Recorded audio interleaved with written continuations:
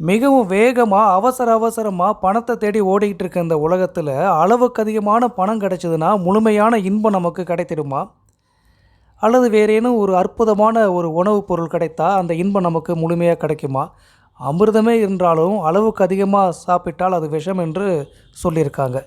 அப்போ எந்த ஒரு செயல் அல்லது எந்த ஒரு பொருளினால் மனிதனுக்கு முழுமையான இன்பம் கிடைக்கும் என்பதைப் பற்றி விளக்கும் கதைதான் இது. வணக்கம், வெல்கம் டு பாசிட்டிவ் தாட்ஸ் குட்டி ஸ்டோரி 61. ஒரு நாட்டினுடைய மன்னன் ஒருவர். அந்த மன்னருக்கு ஒரு நாள் ஒரு சந்தேகம் வருது. மனிதருக்கு நிலையான இன்பம் தருவது எது? எந்த ஒரு பொருளினால் மனிதனுக்கு நிலையான இன்பம் கிடைக்கும் அப்படின்னு யோசிக்கிறாரு. மந்திரி சபையிலையும் மூர்த்த அமைச்சர்கிட்டையும் கேட்குறாரு. யாராலையுமே கரெக்டான விளக்கத்தை கொடுக்க முடியல. சரி, இந்த நாட்டில் உள்ள மக்களிடமே இதை ஒப்படைப்போம். அவங்க இன்பம் தரக்கூடிய பொருட்கள் என்ன என்று தேடி அதை என்னுடைய அரண்மனைக்கு எடுத்துகிட்டு வந்து வைங்க. அதில் யார் கொண்டு வந்த பொருள் தேர்வு செய்யப்படுகிறதோ அவர்களுக்கு பரிசாக 1000 பொற்காசுகள் வழங்கப்படும்.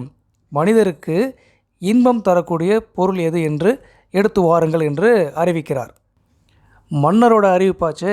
அதுவும் 1000 பொற்காசுகள் தரேன்னு சொல்கிறாங்கன்னொன்னே அந்த ஊரில் இருக்க மக்களில் சில பேர் தாங்கள் வீட்டில் இருக்க தங்களிடம் உள்ள மிக சிறப்பான பொருட்களெல்லாம் எடுத்துகிட்டு வந்து அரண்மனையில் வைக்கிறாங்க. மறுநாள் மன்னரும் அதை பார்வையிடுறாரு. முதல்ல ஒரு குயில் இருக்குது. இது என்னது அப்படின்னு கேட்கும்போது, இந்த குயில் மிக அழகாக பாடும் அப்படின்னு சொல்கிறாங்க. அந்த குயிலும் பாடுது. ரொம்ப அற்புதமாக இருக்குது. ஆனால் காது கேளாதவோர் இதை கேட்டு இன்பம் அடைய முடியாது. அதனால் இது என்னால் ஏற்றுக்க முடியாதுன்னு சொல்கிறாரு. அடுத்ததாக ஒரு அழகான மயில் தோகை விரித்து ஆடுது. இதுவுமே அற்புதமாக இருக்குது. ஆனால் கண் தெரியாதவர் எப்படி இதை பார்த்து இன்பம் அடைய முடியும் அப்படின்னு சொல்கிறாரு. அடுத்து ஒரு மிக அற்புதமான ஒரு இனிப்பு பொருள். அதை மன்னரே சாப்பிட்டு பார்க்குறாரு. ரொம்ப அற்புதமாக இருக்குது. ஆனால் இதையும் அளவுக்கு அதிகமாக சாப்பிட முடியாது. வயதானவங்க, நோய்வாய்ப்பட்டவங்க இதை கண்டிப்பாக சாப்பிட முடியாது. அதனால் இதுவுமே மனிதருக்கு நிலையான இன்பத்தை தராதுன்னு சொல்கிறாரு. வேறு என்ன இருக்குதுன்னு பார்வையிடுற அந்த மன்னர் ஓவியங்கள், மிக அற்புதமான சிற்பங்கள், இது எல்லாத்தையும் பார்க்குறாரு. வண்ணமயமான பூக்களை பார்க்குறாரு. இவை எல்லாமே நிலையான இன்பத்தை தராதுன்னு அப்படியே ஒன்று ஒன்றா பார்த்துக்கிட்டே வராரு. அந்த இடத்துல உணவு பரிமாறுவதை போல் ஒரு சிற்பம் இருக்குது, சின்ன பொம்மை. அதுக்கு கீழே அன்பு அப்படின்னு எழுதியிருக்கு.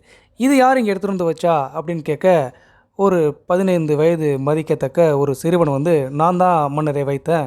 என்கிட்ட இந்த பொம்மை தான் இருந்தது, அதனால் இதை நான் எடுத்துகிட்டு வந்து வச்சேன். இது ஏதுப்பா அப்படின்னு கேட்குறாங்க. இது நான் சின்ன குழந்தையாக இருக்கும்போது எங்கள் அம்மா கொடுத்தாங்க. என்னை பொறுத்த வரைக்கும் இது என்னுடைய நினைவு சின்னம். நான் இதை பத்திரமா வச்சுருக்கேன். என்கிட்ட உயர்ந்தது இதுதான், அதனால் இதை எடுத்து வந்து வச்சுருக்கேன் அப்படின்னு சொல்கிறாரு. இதனை கேட்ட அந்த மன்னர் அந்த சிறுவனுக்கு 1000 பொற்காசுகளை பரிசாக அளித்து இவன்தான் இந்த போட்டியில் வெற்றியாளர் என்று அறிவிக்கிறார். இந்த சிறுவனுக்கு தெரியுமோ தெரியாதோ, இந்த பொம்மையுடைய கருத்து என்னவென்றால், ஒரு உணவை ஒருவருக்கு பரிமாறி நமது அன்பை வெளிப்படுத்தும் போது தான் ஒரு மனிதன் நிலையான இன்பத்தை அடைகிறான் என்பதுதான் இந்த பொம்மை நமக்கு விளக்குது.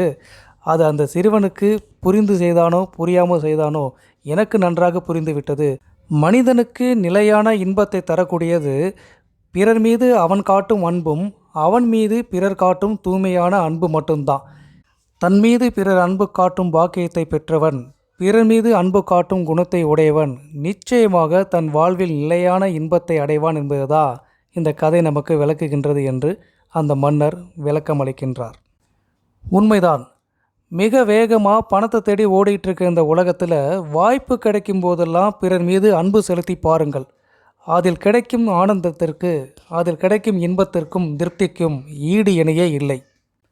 நாம் யார் என்பதை நிரூபிக்க ஆதார் அட்டை, அடையாள அட்டை, குடும்ப அட்டை, வாக்காளர் அட்டை இவை எல்லாமே சான்று. ஆனால் நாம் மனிதன் என்பதை நிரூபிக்க அன்பு ஒன்று மட்டும்தான் சான்று.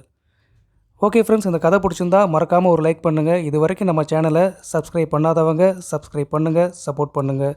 மீண்டும் சந்திப்போம். நன்றி.